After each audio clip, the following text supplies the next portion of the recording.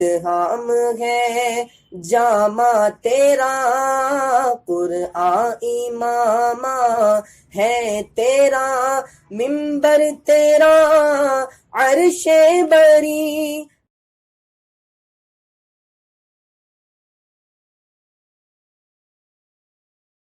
أعوذ بالله من الشيطان الرجيم.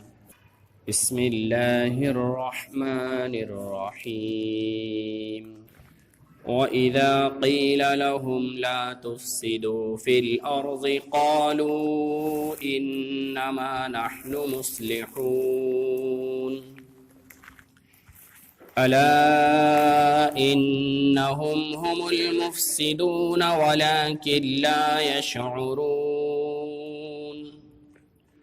وإذا قيل لهم آمنوا كما آمن الناس قالوا أنؤمن كما آمن السفهاء ألا إنهم هم السفهاء ولكن لا يعلمون. وإذا لقوا الذين آمنوا قالوا آمنا وإذا خلوا إلى شياطينهم قالوا إنا معكم إنما نحن مستهزئون. الله يستهزئ بهم ويمدهم في طغيانهم يعمهون. أولئك الذين اشتروا الضلالة بالهدى فما ربحت تجارتهم وما كانوا مهتدين. صدق اللہ العظیم. سورہ بقرہ کی آیت نمبر 11 سے آیت نمبر 16 اس طرح 6 آیتیں تلاوت کی گئی. گزشتہ آیتوں میں اللہ رب العزت نے منافقین کا حال بیان فرمایا کہ وہ اللہ کو بھی دھوکہ دینا چاہتے ہیں اور ایمان والوں کو بھی دھوکہ دینا چاہتے ہیں، لیکن در حقیقت وہ اپنے آپ کو دھوکہ دے رہے ہیں. ان کے دلوں میں حسد، کینہ، بغض، نفرت، عداوت، دشمنی کی بیماری ہے، اور اللہ نے اور زیادہ اضافہ فرما دیا کہ اسی میں پڑے رہو، ان کے لیے آخرت میں دردناک عذاب ہے. آگے معاشرے میں ان کے کرتوت اور ان کے اعمال بتلائے گئے کہ وہ کیسی زندگی گزارتے ہیں. ارشاد فرمایا وَإِذَا قِيلَ لَهُمْ لَا تُفْسِدُوا فِي الْأَرْضِ، جب ان سے کہا جاتا ہے کہ زمین میں فساد مت مچاؤ، قَالُوا إِنَّمَا نَحْنُ مُصْلِحُونَ، تو کہتے ہیں ہم اصلاح کرنے والے ہیں، ہم فساد مچانے والے نہیں. قیلہ کا قائل کون ہے؟ تو مفسرین نے لکھا کہ یا تو اللہ رب العزت ہے کہ اللہ کی طرف سے یہ بات ان سے کہی جاتی ہے، یا پھر جناب رسول اللہ صلی اللہ علیہ وسلم خود ہیں کہ آپ فرماتے ہیں کہ زمین میں فساد نہ مچاؤ، یا پھر مومنین ہے کہ ایمان والے ان سے کہتے ہیں کہ زمین میں فساد نہ مچاؤ. بہرحال تینوں کی گنجائش ہے، چاہے اللہ کا حکم ہو یا رسول اللہ صلی اللہ علیہ وسلم کا فرمان ہو یا ایمان والوں کی ان کو دعوت ہو کہ زمین میں فساد نہ مچاؤ، تینوں کی گنجائش ہے. فساد کیا ہے؟ تو مفسرین نے لکھا الخروج عن الاعتدال، اعتدال سے ہٹ جانا، یہ فساد برپا کرنا ہے. قانون شریعت پر عمل نہ کرنا یہ زمین میں فساد مچانا ہے. مفسرین نے لکھا کہ شریعت کے قانون کو نہ مان کر زندگی گزارنا یہ زمین پر فساد برپا کرنا ہے. تو جب منافقین کی حرکتوں کو دیکھ کر ان سے کہا جاتا کہ ایسا مت کرو، زمین میں فساد مت برپا کرو، انما نحن مصلحون کہتے، وہ کہتے ہم فساد نہیں مچا رہے ہیں بلکہ ہم اصلاح کر رہے ہیں، ہم تو سدھار کا کام کر رہے ہیں، بگاڑ کا کام نہیں کر رہے ہیں۔ دراصل مدنی زندگی اللہ کے رسول صلی اللہ علیہ وسلم کی یہ بہت پرفتن تھی۔ مکی دور تو بڑا آزمائش کا دور تھا، ہم سنتے رہتے ہیں، لیکن مدنی دور کو ہم پرامن سمجھتے ہیں، حالانکہ مدنی دور اور زیادہ سخت تھا۔ 40 سال کی عمر میں آپ کو نبوت ملی، غار حرا میں سب سے پہلی وحی آپ پر نازل ہوئی، اقرأ بسم ربک الذی خلق، یہ 5 آیتیں نازل ہوئی، آپ رسول اور نبی بنا دیے گئے۔ 13 سال تک آپ نے مکہ میں دعوت کا عظیم الشان فریضہ انجام دیا۔ آپ کو بھی بہت تکلیفیں پہنچائی گئی، آپ کے راستوں میں کانٹے بچھا دیے گئے، آپ کے جسم پر گرد و غبار ڈالا گیا اور لعن طعن کیا گیا۔ جو لوگ آپ کو صادق و امین سے پکارتے تھے نبوت سے پہلے، انہی لوگوں نے آپ کو شاعر کہا، ساحر کہا کہ جادوگر ہے، کاذب کہا جھوٹا ہے۔ بہرحال اللہ کے نبی پہ مختلف الزامات لگائے گئے۔ کبھی نماز کی حالت میں اونٹ کی اوجھ آپ کے جسم پر ڈال دی گئی، کبھی گلے میں پھندا ڈال کر کھینچا گیا۔ صحابہ رضی اللہ تعالیٰ عنہ مجمعین کو بھی مختلف قسم کے عذابات سے دوچار ہونا پڑا، سخت تکلیفیں ان کو برداشت کرنی پڑی۔ کسی کے سینے پر چٹان رکھ دی گئی اور گرمی میں ان کو لٹا دیا گیا، اور کسی کو بند کوٹھڑی میں کوڑے برسائے گئے، اندھیرے میں ان کو رکھا گیا، مارا گیا۔ غرض مختلف سزائیں مشرکین مکہ نے صحابہ کو بھی دی۔ یہ مکی دور تو بڑا آزمائش کا تھا جو 13 سال کا تھا۔ پھر اللہ کے رسول کو ہجرت کی اجازت ملی۔ آپ نے مکہ میں رہ کر مدینہ میں محنت کی تھی کہ حج کے موسم میں جب مدینہ کے افراد آتے تو اللہ کے رسول ان کو دعوت دیتے۔ 3 فرد نے قبول کیا، 12 ہوئے، تیسرے سال 72-73 افراد نے ایمان قبول کیا۔ غرض 13 سال کے بعد جبکہ آپ کی عمر 53 سال تھی، آپ مدینہ تشریف لے گئے۔ عام طور سے یہ سمجھا جاتا ہے کہ مدینہ میں جانے کے بعد امن کا ماحول قائم ہو گیا، حالانکہ حقیقت ایسی نہیں۔ مدینہ کے حالات اور زیادہ سخت تھے۔ سب سے پہلے وہ قبیلے اوس اور خزرج جنہوں نے آپ پر ایمان لایا، یہ آپس میں ایک دوسرے کے دشمن تھے۔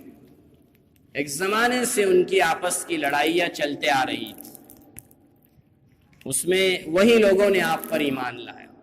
تو پہلا مسئلہ تو اوس اور خزرج کو بھائی بھائی بنانے والا تھا کہ وہ آپس میں لڑے نہیں، ایمان لا چکے تھے لیکن پرانی رنجشیں ان کی باقی تھی۔ کبھی بھی خطرہ تھا کہ آپس میں تلواریں نکل جائیں، بلکہ ایک موقع پر آپس میں تلواریں نکل چکی تھی، اللہ کے رسول صلی اللہ علیہ وسلم نے اس کو روکا تھا۔ اوس اور خزرج کے جو لوگ ایمان لا چکے تھے ان کو بھی سنبھالنا تھا۔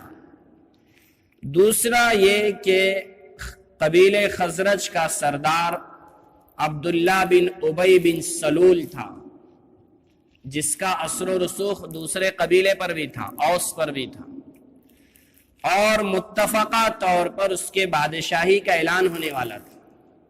اللہ کے رسول کے آنے سے پہلے دونوں قبیلے متفقہ طور پر اس کو اپنا بادشاہ قبول کرنے والے تھے کہ اللہ کے رسول صلی اللہ علیہ وسلم ہجرت کر کے مدینہ تشریف لائے۔ آپ کے آنے سے اس کی اہمیت کم کیا ختم ہو چکی۔ اللہ کے رسول صلی اللہ علیہ وسلم کی آمد سے اس کی جو اہمیت ختم ہوئی تو اس نے اپنے حواریین کو، متبعین کو جمع کیا، میٹنگ لیا اور یہ کہا کہ ہم ان کے ہاتھ پر ایمان لے آتے ہیں لیکن زبان سے، دل سے نہیں۔ ہم کلمہ پڑھ لیں گے لیکن مسلمانوں کے ساتھ رہ کر ان کی جڑوں کو کاٹیں گے۔ یہ طبقہ منافقین کا کہلایا، انہی کے متعلق یہاں پر بات چل رہی ہے۔ تو تیسرا طبقہ وہاں کے اہل کتاب یہودیوں کا تھا، بنو قریظہ، بنو نذیر، بنو قینقاع، ایسے 3 بڑے بڑے قبیلے وہاں پر آباد تھے۔ جو اہل کتاب تھے ان کے پاس آسمانی تعلیمات تھی، وہ اللہ کے رسول کو قبول کرنے کے لیے تیار نہیں تھی۔ ان کو یہ اندازہ تھا کہ نبی آخر الزماں محمد الرسول اللہ صلی اللہ علیہ وسلم ہم میں سے ہوں گے، آخری نبی ہم میں سے ہوگا، لیکن چونکہ اللہ کے رسول بنی اسماعیل میں سے آ گئے تو انہوں نے اللہ کے رسول کو قبول نہیں کیا۔ مدینہ میں اللہ کے رسول صلی اللہ علیہ وسلم ان سے عہد و پیمان کرتے رہے، شرائط کے ساتھ زندگی وہاں پر گزارتے رہے کہ ہم آپس میں نہیں لڑیں گے، اگر مدینہ پر کوئی حملہ کرے گا تو مل کر اس سے دشمن سے لڑیں گے۔ غرض مدینہ کے یہودیوں سے بھی آپ عہد و پیمان کرتے رہے۔ ایک ایمان والوں کا طبقہ وہ تھا جو مکہ سے ہجرت کر کے مدینہ آ رہا تھا، اپنی جائیداد، پراپرٹی، گھر بار سب چھوڑ چھاڑ کر وہ مدینہ آ رہے تھے۔ ان کو مدینہ میں بسانا اور پھر ان کے انتظامات کرنا یہ ایک مستقل ذمہ داری تھی۔ اللہ کے رسول صلی اللہ علیہ وسلم مہاجرین کو انصار سے ملاتے، مواخات کراتے، بھائی چارگی کراتے، اور انصار بھی ان کا استقبال کرتے۔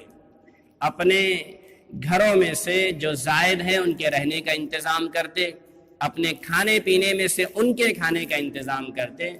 غرض ایک طرف مہاجرین تھے، ان کے انتظامات تھے، ایک طرف انصار تھے، ان کو آپس میں اختلافات سے بچانا تھا، تو ایک طرف منافقین کا طبقہ تھا، وہ ہر وقت شرارتیں کرتے، طرف یہود تھے اہل کتاب جن سے عہد و پیمان کر کے آپ رہ رہے تھے۔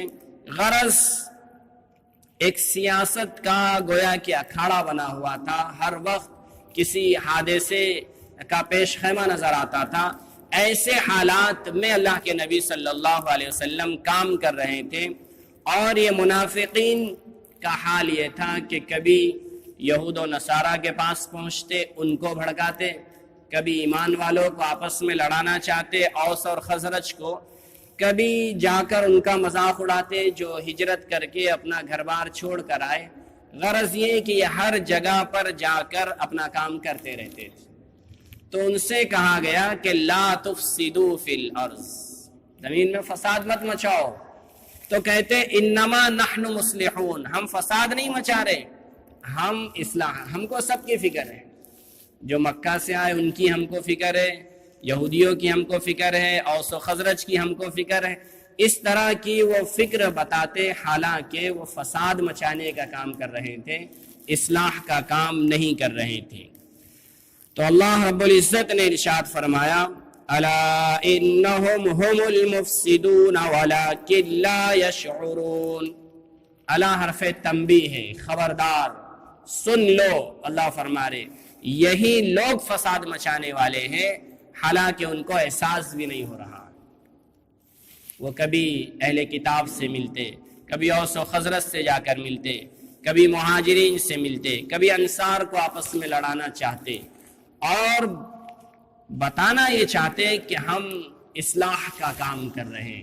اللہ نے فرمایا نہیں، بڑی تاکید سے اللہ نے فرمایا یہی فساد کی جڑ ہے، یہی لوگ فساد مچانے والے ہیں، ان کا احساس ان کو نہیں ہو رہا ہے۔ وَإِذَا قِيلَ لَهُمْ آمِنُوا كَمَا آمَنَ النَّاسِ، جب ان سے کہا جاتا ہے کہ ایمان لے آؤ جیسے لوگ ایمان لائیں، جیسے حقیقی ایمان لوگوں نے قبول کر لیا ہے، انصار نے اور مہاجرین نے، ایسے ایمان لاؤ، تو کیا کہتے؟ قَالُوا أَنُؤْمِنُ كَمَا آمَنَ السُّفَهَاءُ، ہم ایسے ایمان لائے جیسے بیوقوف لوگ ایمان لاتے ہیں۔ سفیہن کی جمع سفہا ہے عربی زبان میں، بیوقوف کو کہتے ہیں، نادان، کم عقل، جس کو نقصان اور نفع کی تمیز نہ ہو اس کو سفیہ کہتے ہیں عربی زبان میں۔ تو یہ صحابہ کو، انصار اور مہاجرین کو، حقیقی ایمان والوں کو، سچے مسلمانوں کو بیوقوف سمجھتے تھے۔ آج کا دور بھی ایسی ہے کہ منافقین کا ایک طبقہ جو نماز پڑھنے والوں کو، روزہ رکھنے والوں کو اور حقیقی دیندار کو بیوقوف سمجھتا ہے۔ وہ اپنے ظاہری دینداری پر مطمئن ہے، خوش ہے، اور دین کی حقیقی محنت کرنے والے طبقے کو بیوقوف سمجھتے ہیں۔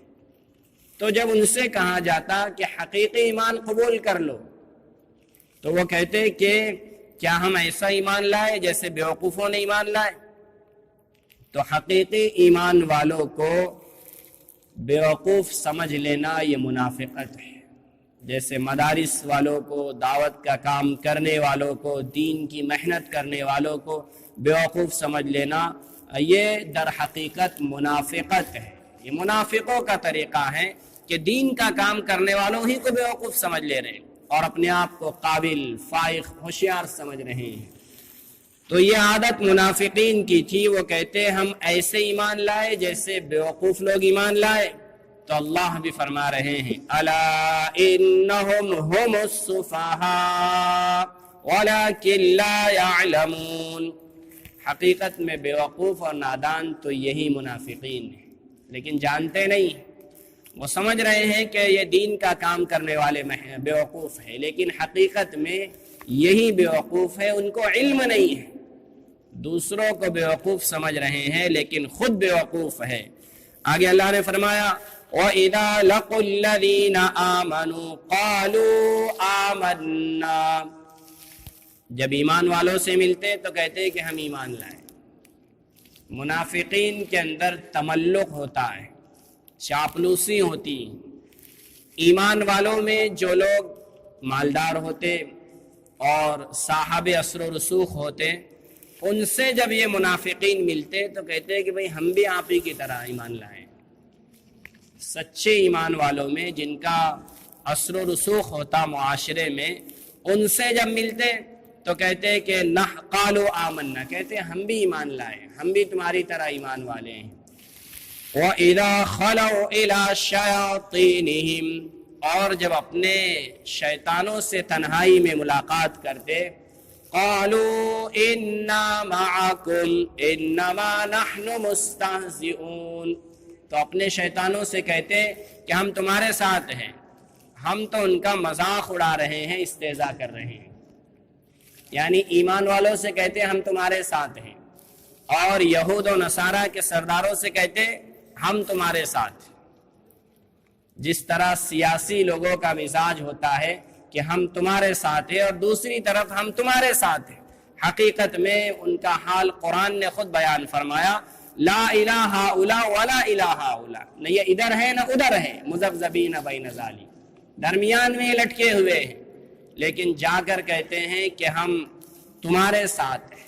شیطان کا لفظ قرآن کریم میں بار بار آیا ہے۔ عربی زبان میں شیطان کا لفظ بہت وسیع معنی رکھتا ہے۔ مفسرین نے عربی تفسیروں میں اس کی تعریف کی، کل عات متمرد من الجن والانس والدواب فهو شیطان، یہ تعریف عربی تفسیروں میں کی گئی کہ ہر سرکش، ظالم، جابر، چاہے انسانوں میں سے ہو، جناتوں میں سے ہو یا جانوروں میں سے ہو، وہ شیطان۔ شیطان انسانوں میں بھی ہو سکتا ہے، جنات میں بھی ہو سکتا ہے، جانوروں میں بھی ہو سکتا ہے، یعنی ہر وہ جو سرکشی اختیار کرے، نقصان پہنچائے کسی کو، کسی پر ظلم کر لے، مفسرین نے لکھا کہ وہ شیطان ہے۔ اور حدیث میں اور بہت وسیع معنی میں آیا، ایک حدیث میں ہے کہ جو اکیلا سفر کرے وہ شیطان ہے، اکیلا مسافر بھی شیطان ہے، اور برے اخلاق کو بھی شیطان سے تعبیر کیا گیا۔ ایک موقع پر اللہ کے نبی نے فرمایا الحسد شیطان والغضب شیطان، کہ کسی سے جلنا، حسد کرنا یہ بھی شیطان ہے، اور غصہ ہو جانا یہ بھی شیطان ہے، یعنی بری عادتوں کو بھی شیطان کہا گیا۔ بہرحال شیطان کا لفظ بہت وسیع ہے۔ یہاں پر جو شیطان مراد ہے، اس سے یہودیوں اور منافقین کے سردار، رؤساء مراد ہے، کہ جب ان کے پاس جاتے تو ان سے کہتے انا معکم انما نحن مستہزئون، کہ ہم تو ایمان والوں کا مذاق اڑانے کے لیے ان کے ساتھ ہیں۔ اللہ فرما رہے اللہ یستہزئ بہم، مذاق تو اللہ ان کو بنا رہا ہے. یہ سمجھ رہے ہیں کہ ہم ایمان والوں کا مذاق اڑائیں گے، در حقیقت اللہ نے ان کو مذاق کا سامان بنایا. وَيَمُدُّهُمْ فِي طُغْيَانِهِمْ يَعْمَهُونَ، اور اللہ ان کو ڈھیل دے رہا ہے. اللہ ڈھیل دے رہا ہے. اللہ کے پاس دیر ہوتی ہے، اندیر نہیں ہوتی. اللہ ڈھیل دے رہا ہے اور اپنی یہ سرکشی میں بھٹک رہے ہیں، یہ گمراہی میں بھٹک رہے ہیں، اللہ کی ڈھیل کا یہ فائدہ اٹھا رہے ہیں. اللہ نے فرمایا اولئک الذین اشتروا الضلالۃ بالہدی، یہی لوگ ہیں جنہوں نے ہدایت کے بدلے میں گمراہی کو خرید لیا. یہی لوگ ہیں جنہوں نے ہدایت کے ذریعے سے گمراہی کا سودا کر لیا ہے. ان کے سامنے ہدایت بھی تھی، گمراہی بھی تھی، نبی کو اپنی آنکھوں سے دیکھ رہے تھے، اس کے باوجود شیطان کے نقش قدم پر یہ چلنے لگے. فما ربحت تجارتهم وما كانوا مهتدين، اللہ نے فرمایا کہ ان کی تجارت سے کوئی نفع نہیں ہوا اور نہ وہ ہدایت یافتہ ہیں. ایسی تجارت ہی کیا تجارت ہے جس میں نفع نہ ہو، نقصان ہو جائے. نقصان اور گھاٹے والی تجارت انہوں نے کی کہ ہدایت کو بیچ دیا، گمراہی کو قبول کر لیا. نبی کو آنکھوں سے دیکھا، ناقدری کر لی اور شیطان کے طریقے پر چلنے لگ گئے. اللہ رب العزت سے دعا ہے کہ اللہ تعالیٰ منافقین کی خصلتوں سے ہم سب کی اور پورے امت مسلمہ کی حفاظت فرمائے.